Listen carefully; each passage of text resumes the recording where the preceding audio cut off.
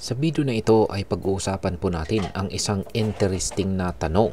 At ito po yung bakit tila off pa rin ang market vibe kahit na nananatiling nasa itaas ng $100,000 ang presyo ni Bitcoin. Kung isa ka rin pong Pinoy trader o investor dito sa crypto, siguradong curious ka rin kung bakit parang walang masyadong excitement sa market kahit mataas ang presyo ni Bitcoin. Ano po kaya ang dahilan sa likod nito? Kaya ayan po ang siyang ating aalamin sa video na ito. Pero bago po tayo magpatuloy ay nais ko lamang po munang bigyang linaw ang aking disclaimer kung saan ang nilalaman po ng video na ito ay hindi po ito isang financial advice. For education and information purposes lamang po ang layunin nito. At ayan, ayon po sa mga market analyst, kamakailan lang ay muling naabot ni Bitcoin ang presyong $100,000. Sa ngayon ay nasa bandang $101,000 ang halaga nito. Pero kahit na dapat sana ay malaking balita ito, tila malamya pa rin ang market sentiment. Ngayon ay bakit nga ba malamig ang market sentiments? Isa sa mga dahilan ay ang tinatawag na Advanced Decline Index or ADI. Yan, ipinaliwanag po ni Ginoong Benjamin Cohen, isa po siyang market veteran at CEO ng Into the Cryptoverse, na ayon sa kanya ay simula pa noong taong 2021 ay pababa na ang trend ng ADI sa top 100 crypto assets. Kung noong taong 2020 hanggang 2021 ay pataas ang ADI, ngayon ay kabaliktaran na ang nangyayari. Ibig sabihin ay mas marami ang cryptocurrencies na bumabagsak kumpara sa mga umaakyat. Dahil dito ay maraming investors ang nananatiling disheartened kahit na mataas ang presyo ni Bitcoin. Ayan, ano nga ba ang ADI at bakit po ito mahalaga? Para sa mga hindi po pamilyar, ang Advanced Decline Index or ADI ay isa po itong sukatan or metric na sumusubaybay sa dami ng mga crypto assets na tumataas kumpara sa mga bumababa.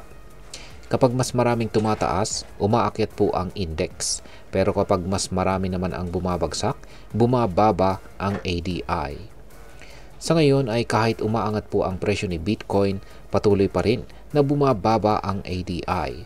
Ito ay isang indikasyon na ang mga altcoins o iba pang mga cryptocurrencies maliban kay Bitcoin ay hindi pa rin nakaka-recover. Ngayon ay bukod po sa ADI ay isang malaking dahilan din ng malamig na market sentiment ay ang underperformance ng mga altcoins.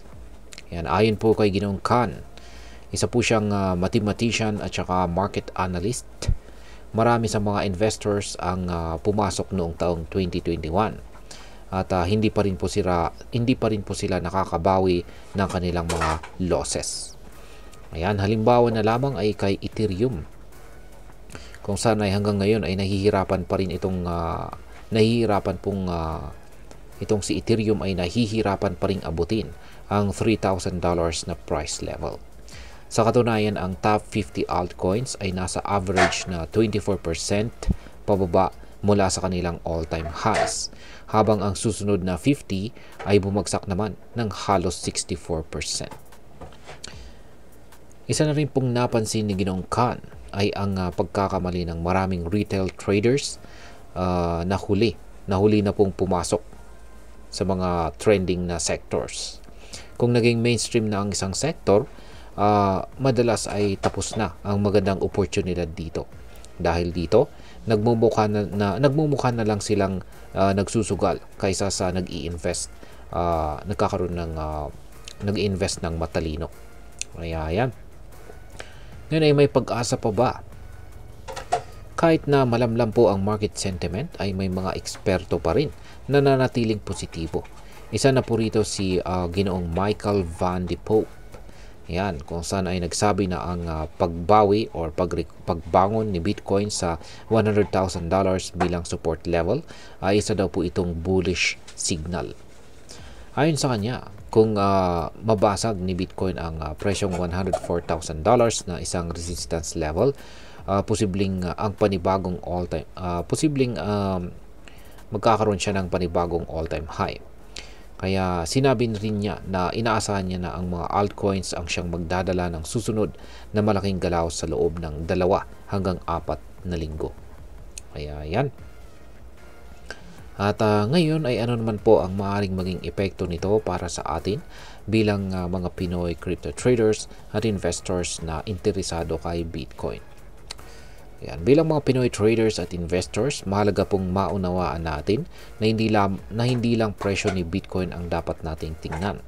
Dapat din nating suriin ang galaw ng mga altcoins at iba pang mga market indicators gaya po ng ADI. Kung puro Bitcoin lang ang ating focus, posibleng mamiss natin ang ibang mga oportunidad.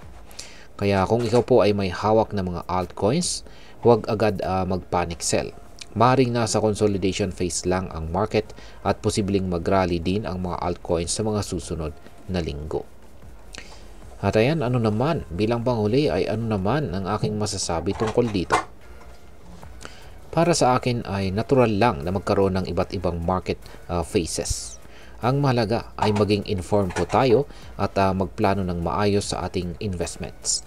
Hindi lahat ng panahon ay bullish. Pero sa bawat bear market ay may kasunod na bull run. Ang market sentiment ay hindi po permanente at kung makakapagtiyaga tayo habang nag-aaral ng tamang diskarte, tiyak na makikinabang tayo sa bandang huli. At ayan, hanggang dito na lamang po tayo sa video na ito mga ka-crypto. Sana po ay inyong nagustuhan ang aking paliwanag sa video na ito. Kung inyo po itong nagustuhan, pag-click lamang po ang like button nito. Marami pong salamat sa panonood. Ingat po tayo lagi at God bless po sa ating lahat.